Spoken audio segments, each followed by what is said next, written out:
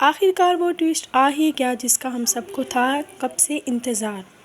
سیحان الیاف کو الف سمجھ کر گلے لگا لیتا ہے۔ وہ جذبات میں یہ سب کچھ کر بیٹھتا ہے لیکن الہام اسے ایک زوردار تھپڑ لگا دیتی ہے اور اسے کہتی ہے کہ الف کی موت کے ذمہ دار صرف اور صرف تم ہو۔ یہ بات سیحان کے لیے بہت بڑا صدمہ ہوتی ہے۔ وہ جیسے اس کی بات سنتا ہے وہ بے ہوش ہو کے نیچے گر جاتا ہے۔ الہام جیسے ہی سیحان کو زمین پر گرتا ہوا دیکھتی ہے وہ ایک دم سے خوف زدہ ہو جاتی ہے۔ اسی پل غازی یوسف بھی وہاں پر پہنچ جاتا ہے اور ذکریہ بھی۔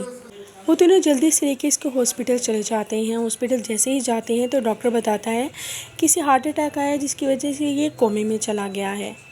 یہ خبر غازی یوسف کے لیے نہایت صدمہ ہوتی ہے۔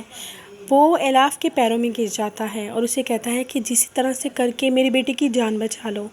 الہام غازی یوسف کی بات سننے کے بعد سیحان کے کمرے میں جاتی ہے اور اس کا ہاتھ پکڑ کر سیحان کو آواز دیتی ہے۔ سیحان ہوش میں تو آ جاتا ہے بار بار لیکن وہ الف کا نام بھی مسلسل لے رہا ہوتا ہے۔ الیاف کو سیحان پہ ترس آ جاتا ہے۔ وہ پھر سیحان کو کہتی ہے کہ میں الف ہی ہوں۔ سیحان کو جس طرح یہ بات پتہ چلتی ہے اس کے اندر ایک سکون سا اترتا ہے۔ اس کے بعد وہ اپنی آنکھیں بند کر لیتا ہے اور نیند میں چلا جاتا ہے۔ ڈاکٹر بھی کہتے ہیں کہ اب اس کی پہلے سے بہتر حالت ہے۔ دوسری طرف الیاف کو اورنگزیب کی کال آتی ہے۔ وہ اسے کہتا ہے کہ تم کراچی پہنچو تاکہ ہم الف کی موت کا ثبوت ڈھونڈ سکیں۔ الیاف وہاں پر آنے کی حامی بھر لیتی ہے۔ وہ دونوں مل کر الف کی قبر کھدواتے ہیں۔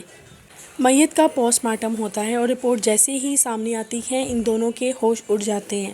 ڈاکٹر صاف الفاظ میں بتا دیتے ہیں کہ الف نے خودکشی نہیں کی تھی بلکہ اس کا گلا دبا کر اس کو مارا گیا تھا۔ الف یہ بات سن کر بے حد پریشان ہو جاتی ہے۔ وہ پولیس کو کہتی ہے کہ اگین اس کی کارروائی سٹارٹ کی جائے۔ دوسری طرف الیاف کو کال آ جاتی ہے کہ سیحان ہوش میں آ گیا ہے۔ وہ جلدی سے سیحان کے پاس پہنچتی ہے تو وہاں پر اس کے سامنے ایک بہت بڑا راز آتا ہے۔ غازی یوسف ذکریہ کو صاف کہہ رہا ہوتا ہے کہ میرا اس معاملے میں کسی بھی صورت میں نام نہیں آنا چاہیے۔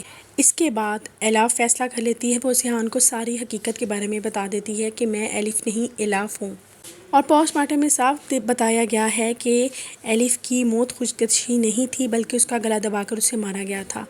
سیحان جیسے ٹھیک ہوتا ہے وہ غازی یوسف کے سامنے کھڑا ہو جاتا ہے۔ اسے کہتا ہے بتائیں میری بیوی کو کس نے مارا؟ مجھے سارے سوالات کے جواب آپ سے چاہیے بابا۔